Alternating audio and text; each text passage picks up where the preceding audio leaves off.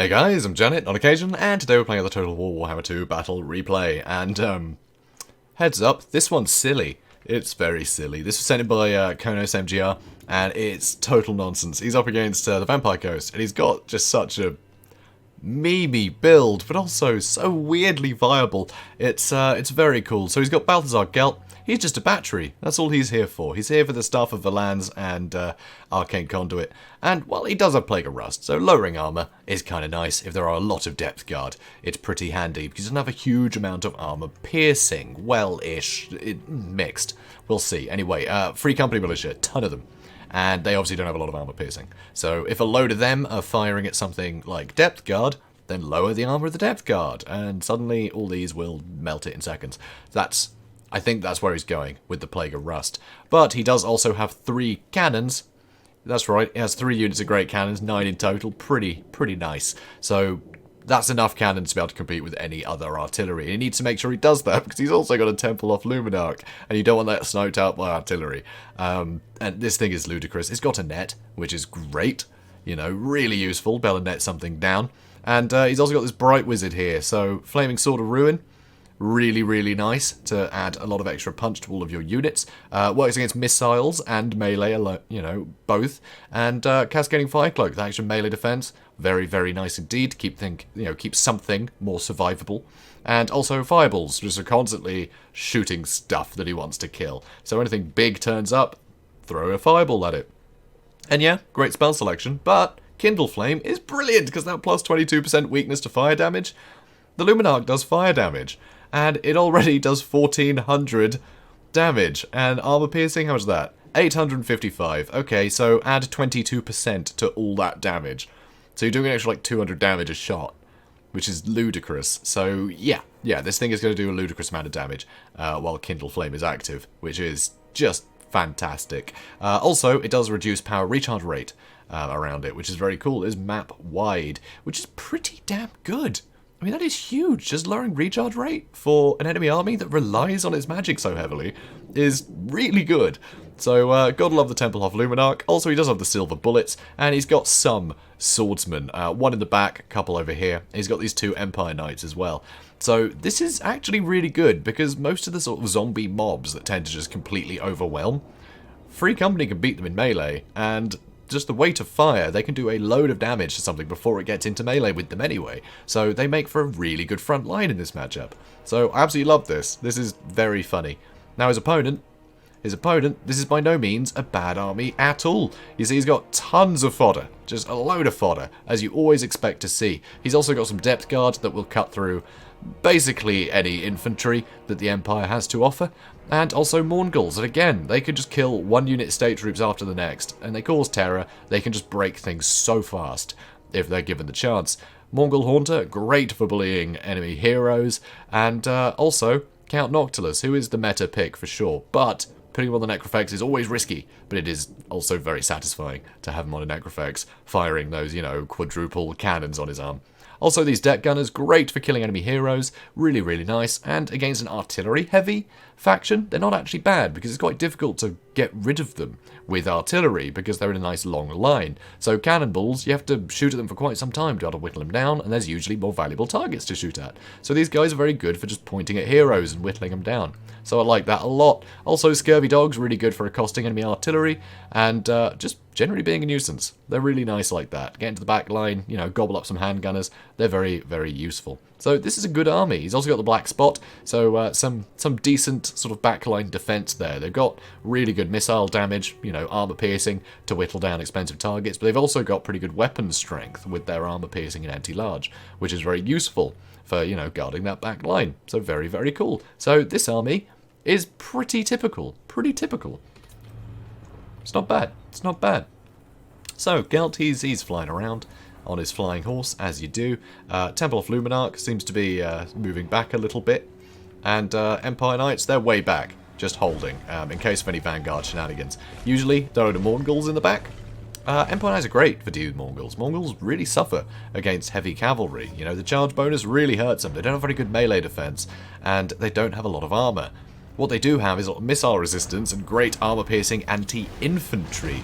bonus. So, cavalry will just mess them up very fast. And the fact they can vanguard, you often see a ton vanguarded. So having the Empire Knights far back is very worthwhile, because if they are just going for a, you know, standard big load of stuff, shuffle forwards, they don't go very quickly, so the Empire Knights can choose to reposition whenever they like. So here, Morgul Haunter did get spotted. Deck Gunners are taking some substantial damage, but it's taking a while to do this, you know? They're having to dedicate a lot of time to it. The Fireball, I think, might have been a bit of a waste on the Deck Gunners. I'd probably have tried to go for the Morgul Haunter, because I don't think the missile resistance shrugs off spells, so Fireball tend to do alright against the Morgul Haunter. So over here, these Scurvy Dogs are getting a bit caught out, so they're crumbling already. And here, the Mongols are charging in. So the Mongols are running in, they're going to do a devastating amount of work to these swordsmen, but they just got netted, so they're not going to have that momentum. Unfortunately, the Luminark did just miss them, which is quite sad.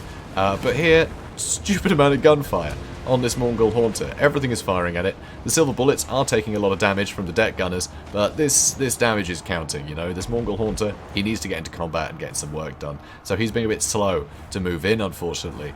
The Depth Guard, they're coming in basically unaccosted, and another big old shot on Count Noctilus. He's already suffered just horrible, horrible damage. What's interesting though is he did use Roth's Moondial to throw in some deckhand mob in the back to bog down his Free Company. But that's the thing, the Free Company, they're not the worst thing in the world, you know? You don't need to bog them down more than you do other units. You really need to stop these cannons from firing. That's the biggest DPS and the easiest to get rid of. Here you can see Wraithstorm coming in, but most of them are missing because Gelt is just so quick and up in the air. So that splash damage isn't going to register either. So Fireball coming in for Noctilus, and wow, that was a terrible shot by the Luminark. Do better, Luminark, do better. One thing I don't like about the Templehof Luminark is I love it when you can count the chevrons they earn. Because if you can get a lot of good hits in with the Luminark, they get chevrons so quickly. You can't do that, because the Regiment around have triple gold chevrons, always, which is very sad. So you can't really tell how well they've done, necessarily. But another huge blow to Noctilus there. Free Company, they're keeping everything at bay quite happily. Here, Empire Knights managed to catch out the other Scurvy Dogs, and if I hold spacebar, look at this, Luminark and 3 cannons all aiming at Noctilus right now. It's not great. Invocation Egg has been used on him, but the damage he's taking is just absurd. Just absurd. I mean, he has managed to get the silver bullets, but everything else is also a problem. So there he goes. There he goes. That's just disgusting how quickly he'd get taken down there. Even on foot, I think the Templehof Luminark is very good because he's very slow on foot, and the penetration for something like the Luminark is superb. It will just go straight through any unit that he's taking cover within and hit him, you know? It doesn't really matter. The Luminark is always going to be useful for sniping out those lords, but cannons will just shred it in seconds, and actually, I think the Necrofex, if he was just aiming straight for the Luminark, the cannons would have taken him out pretty quickly, you know? That big shotgun on his arm, yeah, I think that would have done some work. So Luminark now shooting into the Depth Guard, and they are struggling quite a bit. A load of these guys have turned around to start shooting into the Depth Guard. The Bright Wizard decided to get himself involved. These Mongols are still going, and they did manage to break through that front line, but under the overwhelming amount of hurt, they went down, and it's over. That's over. Close victory. That was obscene. Absolutely obscene. This build is disgusting, and I love it. That's right. It's weird, because it's one of those things where you think, this couldn't possibly work. I mean, it's alright on paper, but surely it's not going to in practice. But no, it just kind of does. You know, Free Company, so cheap, but they will hold that line. They will hold that line. They will be able to defeat all this trash one-on-one. And when you think about it, these are what, 450 and these are 500? And these are the thing you usually have in, because they'll hold things in place for the longest. You know, they've got the highest melee defense, and they can bog down cavalry like an absolute nightmare. They're very annoying like that. But Free Company are happy just to sit there and, you know, shoot at them on the approach and then just fight them in melee afterwards. It doesn't matter, you know, you're not losing valuable units if they're just stuck in combat. But they're going to win it eventually, like most units will.